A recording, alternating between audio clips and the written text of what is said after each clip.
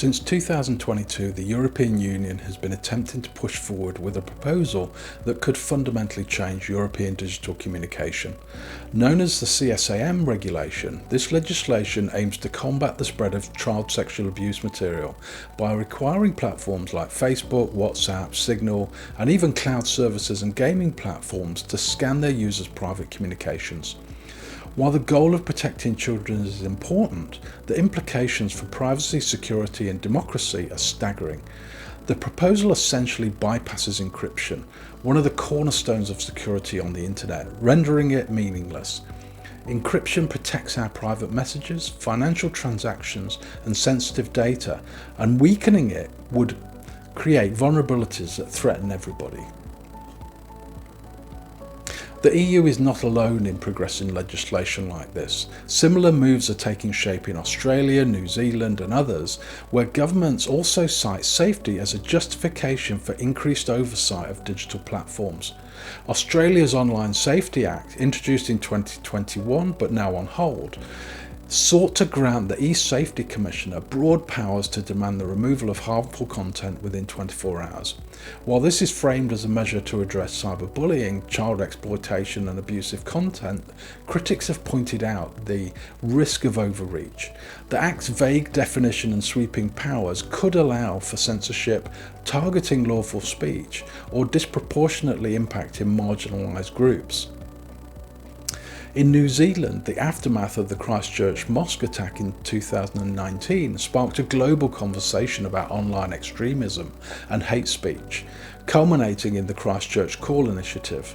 While this effort had noble intentions, the focus in New Zealand has shifted towards broader regulation of digital platforms. Proposed laws now include measures for monitoring harmful content and hate speech, but these come with concerns about government overreach, free speech and privacy. As with Europe's CSAM regulation, the fear is that tools designed to protect could easily be turned into control and surveillance mechanisms. Cybersecurity experts around the world are sounding the alarm.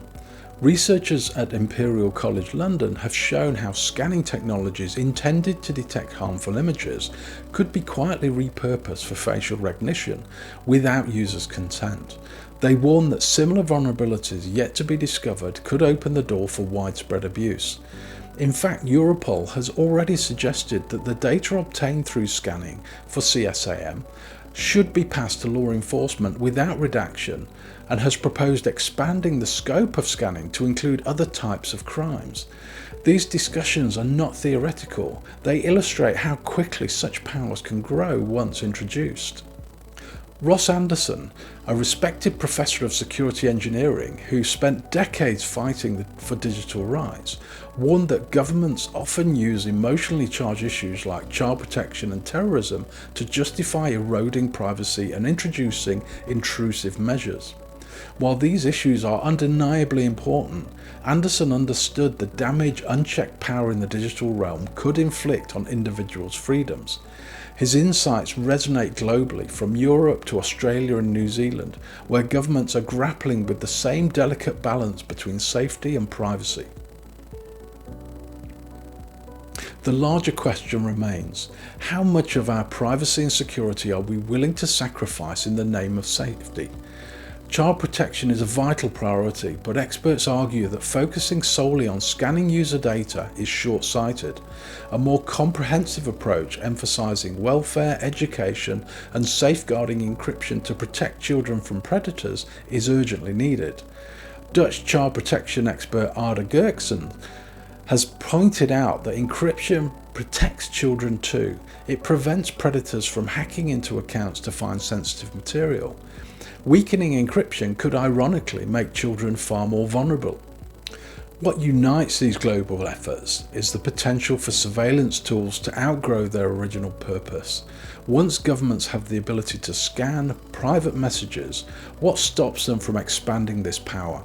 History has shown that surveillance capabilities rarely remain confined to their initial intent. The debate isn't just about Europe or the legislation in Australia and New Zealand, it's a global dilemma that affects us all. We must ask ourselves across Europe, Australasia and beyond whether these safety-driven proposals are worth the trade-offs. The systems being proposed threaten to erode the privacy and freedoms that underpin democratic societies. While protecting children and ensuring safety are non-negotiable goals, it's crucial that we find a solution that doesn't undermine the very principles we're trying to protect. This is a conversation that demands scrutiny, transparency, and above all, a commitment to safeguarding our digital rights in the age of mass surveillance. My name is Chris Buxton, and I help organisations make the most of their data and technology-enabled opportunities.